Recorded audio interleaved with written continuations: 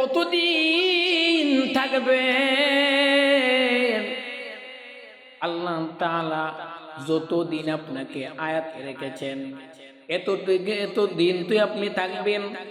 তারপর যেদিন আজরাইল আলাইহিস সালাতু ওয়াস সালাম ধরবে, সেই দিন আমার মওলা পাকের ডাকের সাড়া দিয়ে আপনি দুনিয়া থেকে বিদায় নিয়ে যাবেন।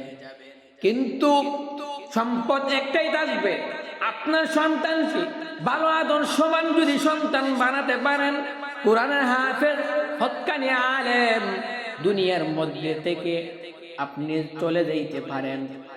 আশা করা যায় আপনার সন্তান, আপনি বাবা মারা যাওয়ার পর, আপনি মা দুনিয়ার থেকে বিদায় নেওয়ার পর সন্তানটা আপনার জন্য দোয়া করবে। এজন্য আপনাদের সন্তানকে মাদ্রাসায় পড়াবেন, মক্তবের মধ্যে দিবেন।